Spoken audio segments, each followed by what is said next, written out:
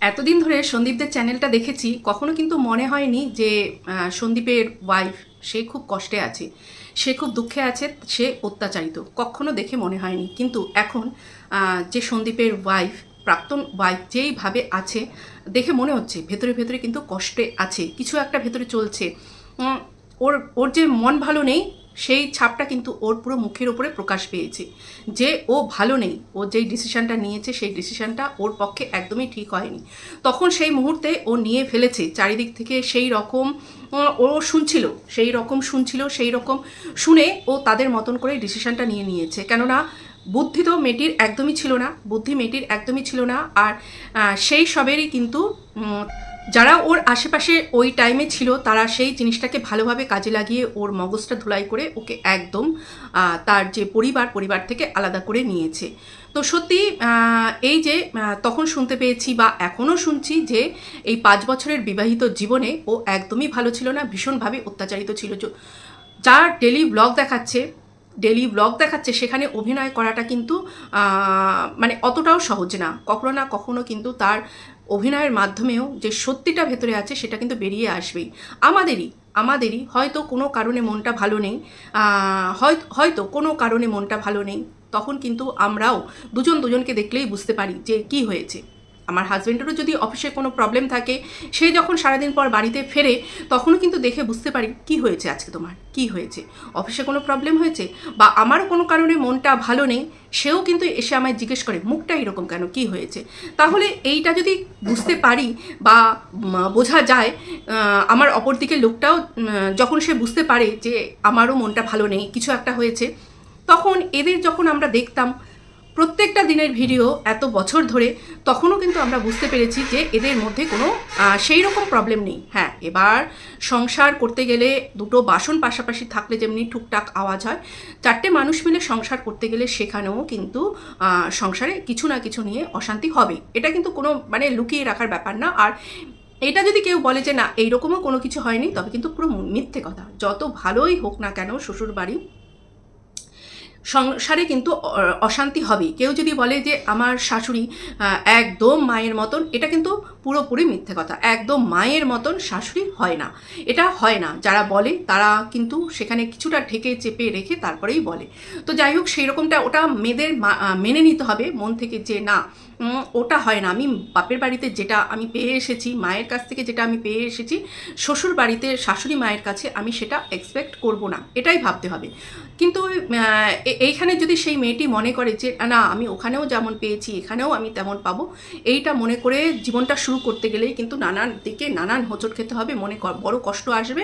আর তখনই কিন্তু সেই সংসারের অশান্তিটা আরও বড় আকার ধারণ করবে। তো সেই কারণে দরকার পাশে একটা বুদ্ধিমান মানুষ, কেউ বুদ্ধি দেওয়ার জন্য এমন একটা মানুষ দরকার যে এই জিনিসগুলো তাকে বুঝিয়ে দেবে, সে মা হোক, দিদি হোক, কাকিমা হোক, বৌদি হোক, যেই হোক।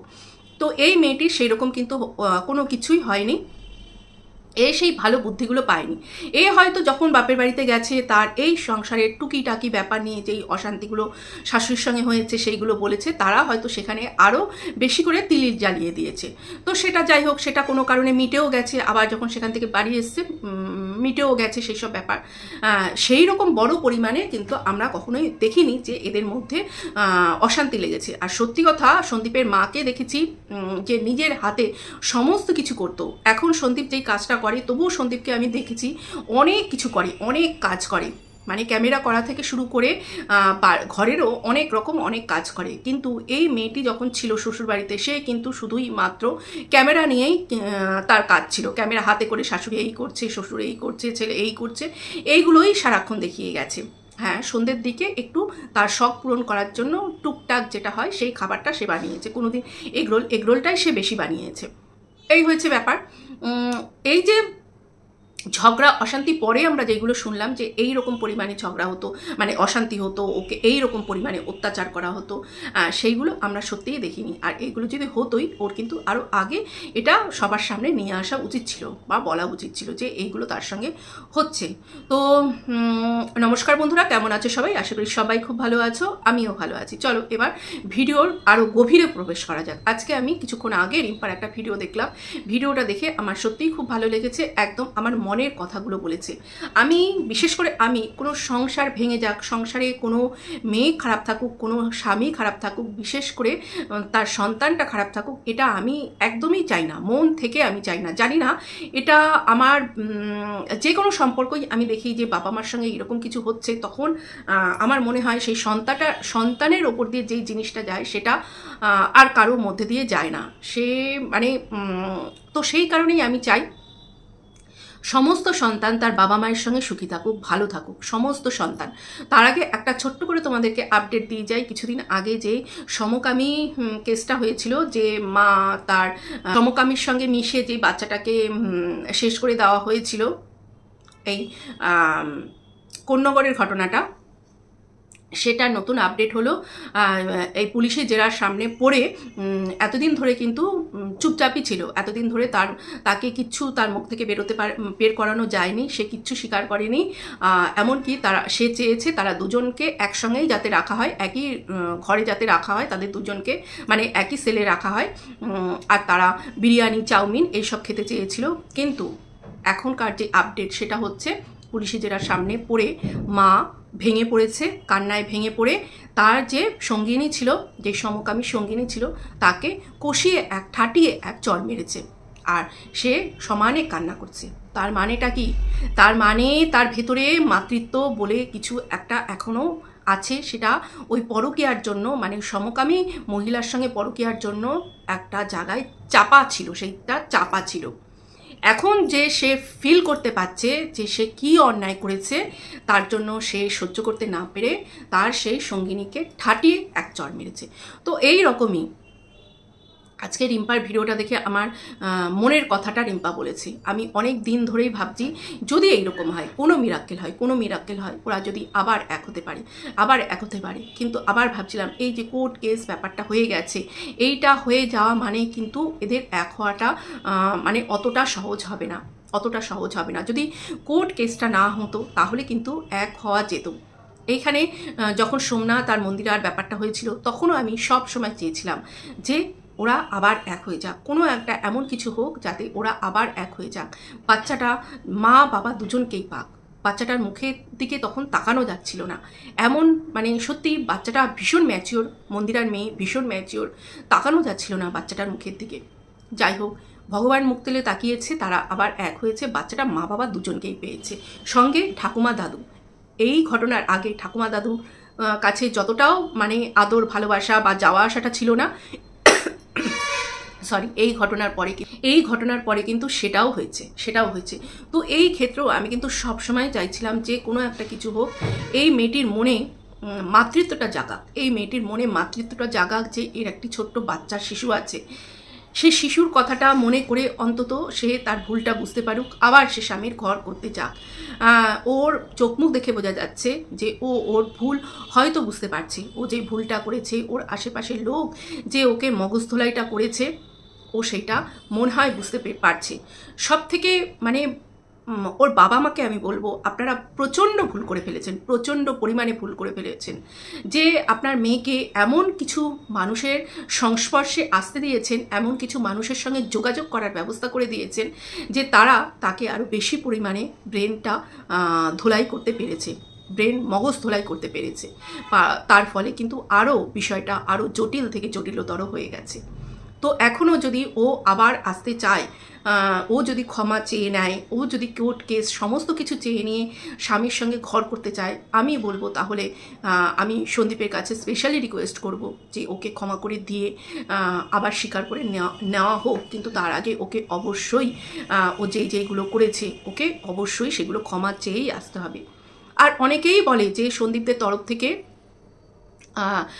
ওকে কোনো মানে সেইভাবে কোনো সন্দীপদের তরফ থেকে এগোনোই হয়নি, যে ওকে ও যেই ভুলটা করেছে সেই ভুলটাকে ক্ষমা করে দিয়ে আবার ওর সঙ্গে যাতে ঘর করতে পারে, ওকে যাতে বাড়িতে ফিরিয়ে নিতে পারে, এটা সন্দীপদের তরফ থেকে কখনোই মানে সন্দীপরা এটা করেনি, মানে সন্দীপরা এই জিনিসটা নাকি করেইনি, চেষ্টাই করেনি। সন্দীপরা চেয়েই ছিল এরকম একটা ঘটনা ঘটুক আর ওকে বাড়ি থেকে বের করে দেওয়া হোক। কিন্তু ভুললে চলবে না।